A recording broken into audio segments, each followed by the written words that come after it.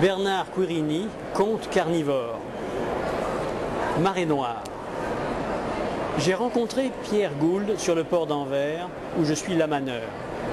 Mon travail consiste à amarrer des bateaux géants au moyen de haussières en acier. C'est assez physique, mais j'aime la proximité de ces gigantesques tankers dont les citernes contiennent plusieurs centaines de milliers de mètres cubes de pétrole. Les lamaneurs travaillent toujours en binôme. En mer, sur la vedette, le premier récupère les haussières à la gaffe et y arrime la tourline qu'on lui lance depuis la terre. À quai, le second amarre le bateau. Dans les deux cas, il faut être sur ses gardes. Sur la vedette, la sensation est saisissante. Pris entre les ducs d'Albe d'un côté et le pétrolier de l'autre, on est comme une mouche volant autour d'un mammouth. Avec les courants, la houle et les remous provoqués par l'hélice, le danger est de se laisser entraîner sur la coque. Je reprends là. Sous la coque. À quai, c'est une autre affaire. Il faut surveiller la tension qui s'exerce sur les haussières, car si l'acier lâche, vous pouvez être coupé en deux comme une motte de beurre par un couteau. Mais enfin, je ne suis pas ici pour vous parler de l'amarrage des bateaux, mais de ma rencontre avec Pierre Gould. Il déambulait donc sur le quai comme un touriste, sans avoir l'air conscient des dangers du lieu.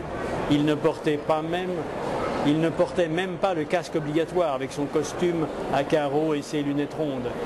Il me faisait penser à un député conservateur ou à un professeur de droit égaré par distraction dans ce milieu hostile. Personne sur le quai ne prenait garde à lui.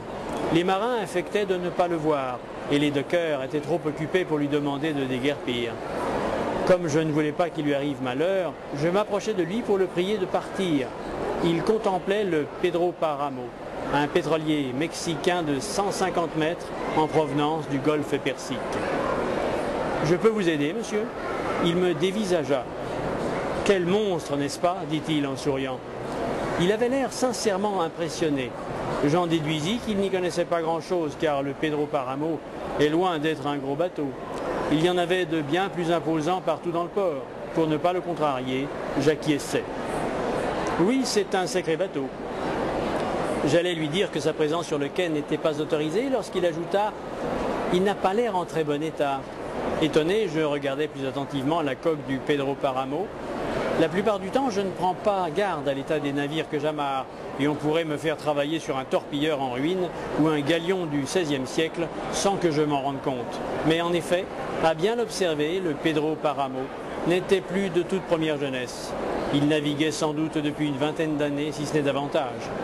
La coque était rongée par la rouille, plusieurs hublots étaient cassés et le nom du navire tout écaillé.